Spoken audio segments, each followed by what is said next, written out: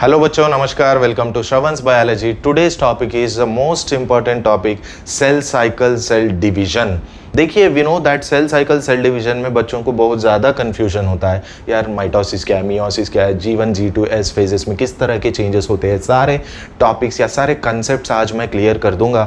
चलिए डॉक्टर बनने का सपना पूरा करते हैं। देखिए, मैं आज बात करूंगा interface. First of all, interface क्या होता है। देखिए, इंटरफेस समझने से पहले एक बेसिक पॉइंट समझिए। अगर एक सेल को डिवाइड होना है, तो याद रखिए, इससे पहले, डिवीजन से पहले ये अपने कंटेंट्स को डबल कर लेगा। ऐसा नहीं कि रैंडमली डिवाइड हो गया। समझ लेते हैं यहां पे एक एक्स अमाउंट ऑफ ऑर्गेनल्स है, तो 2x ऑर्गेनल्स हो जाएंगे।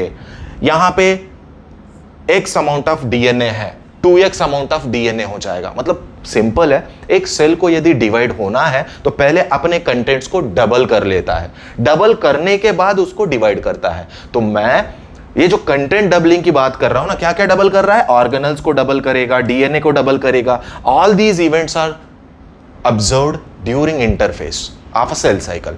तो सेल साइकिल में दो फेजेस है, एक इंटरफेज है, एक एम फेज है। इंटरफेज में कंटेंट्स का डबलिंग होता है, एम फेज में डबल्ड कंटेंट्स का डिस्ट्रीब्यूशन होगा। क्लियर है? तो चलिए इंटरफेस की बात करते हैं। डबलिंग कहां कहां क्या होता है। इंटरफेस को हम 3 सब फेजेस में डिवाइड किए, ग्रोथ 1 या गैप 1 फेज या G1 phase, second one S phase, third one G2 phase. सो S का मतलब सिंथेसिस, G2 का मतलब गैप 2 या growth 2। First of all G1 phase से स्टार्ट करता हूं मैं।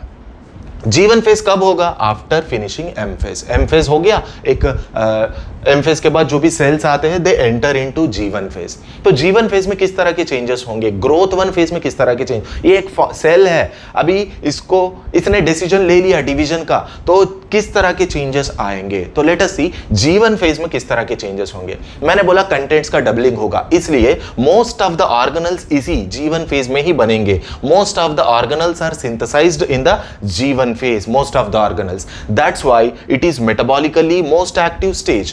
Not only organelles but also certain metabolites, इसीलिए metabolically active। Metabolites such as nucleotides, ATP, amino acids, proteins, RNA, ये सब raw materials है। S phase में DNA बनेगा, लेकिन G1 phase में DNA बनने के लिए जो raw material चाहिए, nucleotides, सर्टेन पॉलीमरेजेस या enzymes, ATP, amino acid, RNA, सब G1 फेज में बनता है। So it is metabolically active and this phase is variable from one cell to another cell, and even longest भी बोल सकते हैं या वेरिएबल बोल सकते हैं। जो सेल रेगुलरली डिवाइड होता है उसके लिए G1 फेज का थोड़ा ड्यूरेशन कम होगा। जो रेयरली डिवाइड हो रहा है वहां थोड़ा सा क्या हो जाता है, मेटाबोलाइट्स रेडी करने में टाइम लग जाता है। तो G1 फेज में क्या होता है, metabolically active, cell grows continuously and the metabolite synthesis, most of the organelles बन जाते हैं। मैंने बोला वेरिएबल है, ठीक है। अलग अलग सेल के लिए G1 फेज वेरी करता रहेगा, रॉ मटेरियल्स बनाने के लिए टाइम लगता है। नहीं, कुछ सेल्स क्या होते हैं, डिवाइड नहीं होते हैं, उनको डिवीजन में नहीं जाना है, एम फेज में नहीं जाना है, या फर्दर प्रोग्रेस ही नहीं करना है, सेल साइकिल में जाना ही नहीं है। So they exit the cell cycle. They enter into a quiescent phase called G0 phase. G0 phase में चले जाएंगे, वो G1 में S में नहीं आएंगे या सेल साइकिल में प्रोग्रेस नहीं करेंगे। Some cells which do not want to divide, they enter into a quiescent phase called G0 phase. हाँ, अगर उसको फ्यूचर में अगर पॉजिटिव सिग्नल्स मिलेंगे डिवीजन के लिए, हो सकता है G0 से फिर से G1 में आ जाए। जैसे नर्व सेल की बात करो, वो डिवाइड नहीं होता है। So the cells in the G0 phase are metabolically active, they perform their functions. Simple है, वो डिवाइड नहीं करते, अपना काम करते हैं। न्यूरॉन सेल बेस्ट एग्जांपल है। हाँ, तो अगर एक पॉजिटिव सिग्नल मिला तो वो G0 से फिर से G1 में आ सकते हैं। तो G0 क्लियर हुआ, G1 क्लियर हुआ। S फेज की बात करते हैं। S का मतलब सिंथेसिस होता है, यहां डीएनए सिंथेसिस होगा, डीएनए का डबलिंग होगा।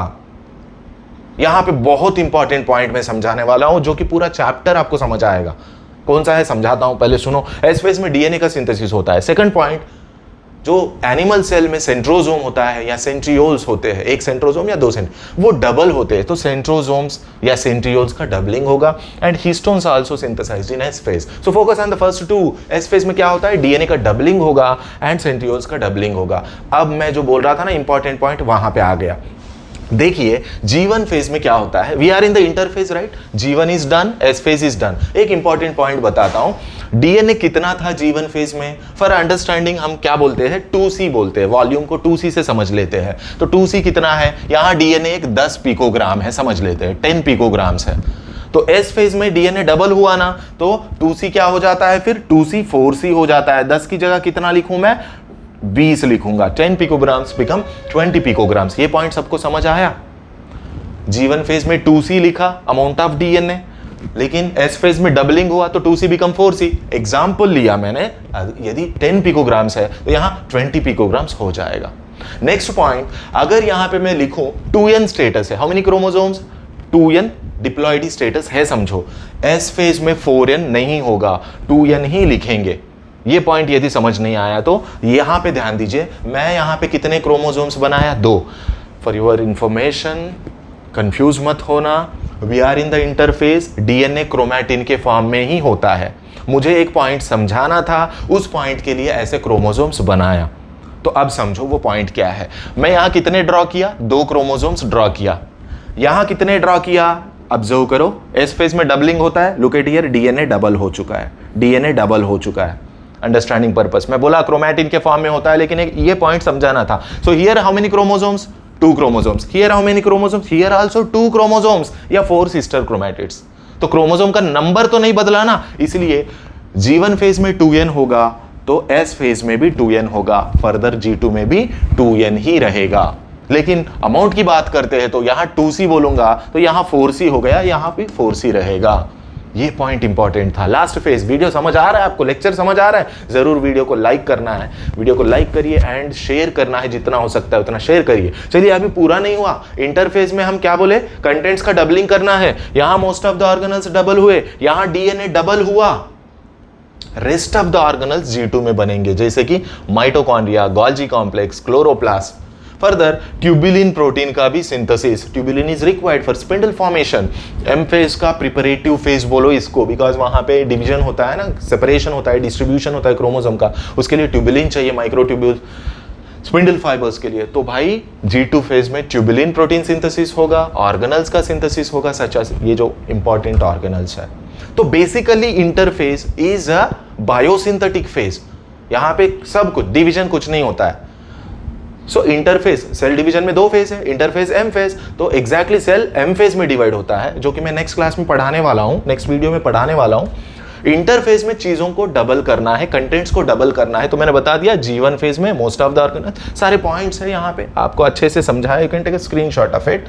एस फेज में क्या डबल होता है, एंड ये जो point ploidy related 2N 2N 2C 4C पढ़ा दिया, कुछ क्वेश्चंस भी दूंगा। एंड G2 फेज में आपको क्या होता है बता दिया। सो आप मुझे इंस्टाग्राम में फॉलो करिए, श्रवंस बायोलॉजी, डेली आपको कुछ यूजफुल इन्फॉर्मेशन आता रहेगा। टेलीग्राम में श्रवंस बायोलॉजी फॉलो करिए, चैनल को सब्सक्राइब करिए and click the bell icon. अभी से आपको कंटिन्यूअसली बहुत सारे यूजफुल वीडियोस मिलेंगे जो कि आपके नीट के लिए, रिवीजन के लिए काम आएगा। धन्यवाद।